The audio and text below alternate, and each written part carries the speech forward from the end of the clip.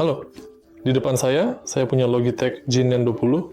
Di video ini saya akan menunjukkan cara membuat makro. Pertama-tama mari kita buka Logitech G HUB dan pilih setir Anda. Masuk ke makro, buat makro baru, beri nama, dan sekarang pilih jenis makro.